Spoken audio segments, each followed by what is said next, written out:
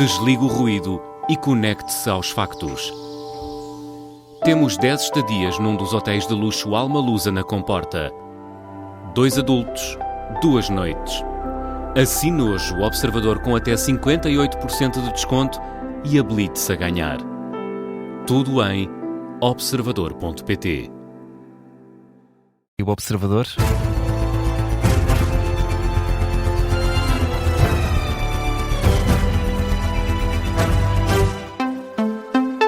As notícias às 9 com a Laura Figueiredo. Começamos no Médio Oriente, dia de negociações em Islamabad, no Paquistão.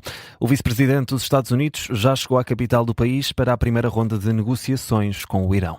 J.D. Vance aterrou esta manhã, foi recebido pelo chefe das Forças Armadas do Paquistão, também pelo ministro dos Negócios Estrangeiros e por uma representante da Embaixada dos Estados Unidos em Islamabad. Antes tinham já aterrado os enviados da Casa Branca, Steve Witkoff e Jared Kushner, genro de Donald Trump. Do lado iraniano, a equipa de negociações é constituída por 71 pessoas. Chegou a Islamabad já depois da meia-noite, é liderada pelo presidente do Parlamento. À chegada, Mohammad Ghalibaf reiterou que os Estados Unidos devem aceitar os direitos do Irão se quiserem chegar a acordo. O governante iraniano diz também que Teherão está em Islamabad de boa fé, embora não confie em Washington.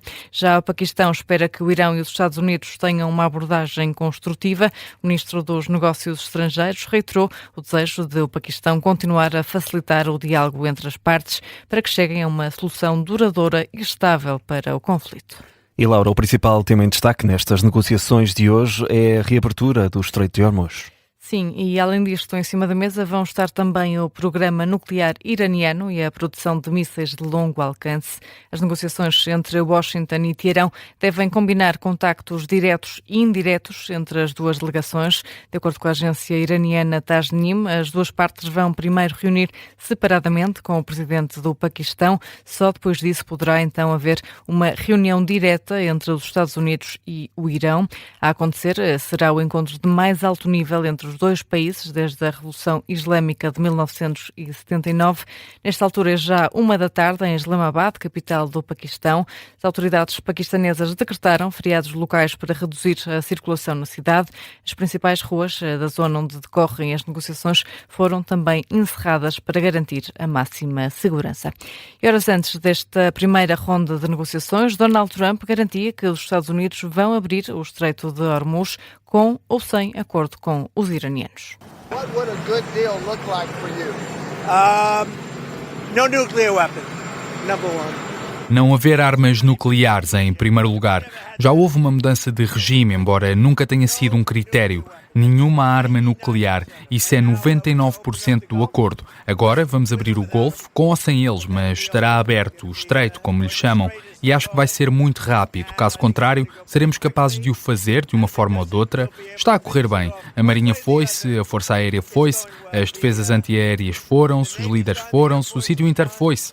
Vamos ver como correm as coisas. O JD, o Steve e o Jared são uma boa equipa.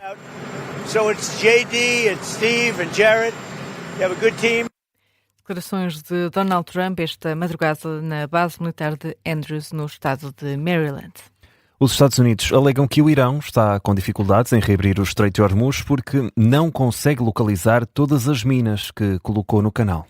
Quem o diz são as autoridades norte-americanas. Ao New York Times, o relatório que o jornal teve acesso dá conta de que nem os Estados Unidos nem o Irão terão capacidade para remover as minas do Estreito de Hormuz. De acordo com o documento, algumas podem até andar à deriva. Não está também claro se o Irão documentou todas as minas que colocou no Estreito de Hormuz.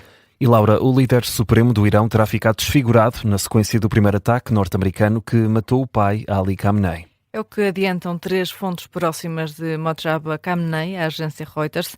De acordo com estas fontes, o filho de Ali Khamenei está ainda a recuperar de ferimentos graves no rosto e nas pernas. Ainda assim, o líder supremo estará lúcido, continua a participar em reuniões com altos funcionários e está também envolvido na tomada de decisões sobre questões importantes, como as negociações com os Estados Unidos. E meio século depois da Apollo, mais uma missão da NASA foi cumprida com sucesso. A Artemis II, Laura, está de regresso à Terra. Os 4 astronautas chegaram esta madrugada numa cápsula em chamas, protegida por um escudo térmico. O splashdown, na amaragem, aconteceu por volta da 1 da manhã, hora de Lisboa, no Oceano Pacífico, na costa de San Diego, na Califórnia. Os astronautas foram retirados da cápsula um a um, foram depois transportados de helicóptero para um navio, onde foram submetidos a exames médicos. Antes de serem retirados, estiveram ainda mais de 1 hora dentro da cápsula. À Rádio Observador, o astrónomo José Augusto Matos explica este longo processo. Pequenos barcos da Marinha aproximarem-se com mergulhadores da Marinha também, que vão, no fundo, para já vão instalar uma cinta de flutuação à volta da cápsula para que ela fique estável e fique na vertical, e vão depois colocar os cabos de reboque. Porquê? Porque a cápsula irá ser rebocada para dentro do barco aqui anfíbio que está aqui perto. Esse barco tem uma doca, na parte traseira tem uma doca inundável, não é? E a cápsula irá entrar dentro do barco e depois será colocada num suporte e a doca será seca. E só depois da doca seca é que a tripulação irá sair. Para reentrar na atmosfera, a nave atingiu uma velocidade de mais de 40 mil km por hora, o que fez com que chegasse a uma temperatura de 2.700 graus Celsius, perto de metade da temperatura do Sol. Ora, José Augusto Matos explica que é o escudo de proteção térmica que permite que a nave não incendeie. É um escudo que se consome durante a própria reentrada, não é? Ele é um escudo muito resistente, ele é feito por blocos de um material resistente ao calor chamado Avocote, que é uma resina epóxi com fibras de sílica misturadas e é um material muito resistente ao calor, aguenta 2.700 graus de temperatura. Sim. E é um conjunto complexo de blocos, aquilo tem uma base depois de titânio, são 186 blocos e eles estão todos ali bem colocados, não é? Com uma grande precisão, vamos assim dizer, para que o escudo funcione bem. E é de facto esse escudo que permite que a nave consiga passar a atmosfera sem ficar incinerada. Os 4 astronautas regressaram em segurança ao planeta Terra depois de 10 dias de missão no espaço. Foram até ao lado oculto da Lua, estiveram a mais de 400 mil quilómetros da Terra. Em reação ao regresso da missão Artemis II, Donald Trump saudou a ótima e muito talentosa tripulação depois de uma aterragem que considerou perfeita. Ainda antes de os astronautas serem retirados da cápsula, Trump celebrava já na rede social Truth Social, onde admitia que não podia estar mais orgulhoso. Por cá, António José Seguro deixa um recado ao Governo, está em falta e é devido ao país um relatório que explica o que verdadeiramente aconteceu no comboio de tempestades que aconteceu no início deste ano. O Presidente da República promete manter-se vigilante relativamente à reconstrução da Zona Centro, depois das consequências do mau tempo.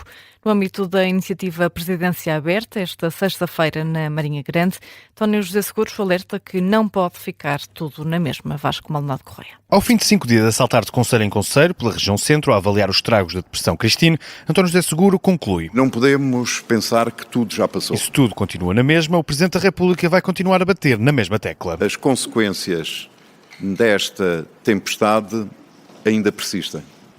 E a minha vigilância em relação aos apoios e à necessidade do país, em particular do Estado, tirar daqui ilações, também vai continuar. E para clarificar, o Estado não estava preparado para uma devastação, um comboio de tempestades desta natureza e, portanto, nós, quando dizemos que é preciso tirar ilações desta situação, é preparar o Estado para responder melhor. Depois da reunião de balanço da Presidência Aberta, que contou com a presença do Ministro da Economia e da Coesão Territorial, sai novo recado com o Governo como destinatário. Não podemos continuar a passar o tempo sem que tenhamos um documento também que explique verdadeiramente o que é que se passou nestes finais de janeiro, nestes dias finais de janeiro e também nos dias iniciais de fevereiro. É impossível tirar ilações se não soubermos corretamente o que é que correu bem, o que é que correu mal, quais foram os apoios e os meios que chegaram mais tarde. De resto, o Presidente continua em modo acelerador. É preciso acelerar apoios, clarificar medidas e adequá-las a realidades muito concretas. E mostra-se preocupado com os meses mais quentes que estão já aí à porta. Há muitas árvores caídas nas florestas, ainda há muitos caminhos que estão obstruídos, há muito material combustível. A pensar nos incêndios do verão, mas ainda preocupado com o mau tempo do inverno, António José Seguro vai promover uma reunião com especialistas na próxima quinta-feira no Palácio de Belém. Reportagem do jornalista Vasco Maldonado Correia. António José Seguro quer que as populações da região centro não fiquem esquecidas depois da tempestade.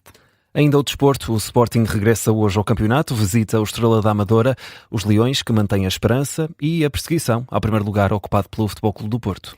Em antevisão ao jogo, Rui Borges deu uma novidade, vai contar com Giovanni Kenda, que foi convocado depois de vários meses lesionado. O treinador garantiu também que Ioannidis e Luís Guilherme vão regressar antes do final da época, não se comprometeu com datas. Depois do jogo para a Liga dos Campeões, a meio da semana, Rui Borges lembra que o principal objetivo do Sporting é o campeonato, admite que espera um jogo de alta dificuldade com o Estrela. Nós é alertar e focá-los o máximo possível dentro daquilo que é a nossa forma de ser e de estar também no dia-a-dia, para conseguir ligá-los, lá está, na tal mudança de chip, para um jogo diferente, mas a dificuldade é grande, por mais que sejam adversários totalmente diferentes, a dificuldade será grande. Agora, naquilo que nós podemos, em termos diários, é ligá-los, é fazê-los perceber e ver que continuamos o nosso caminho, que o nosso principal objetivo é o campeonato.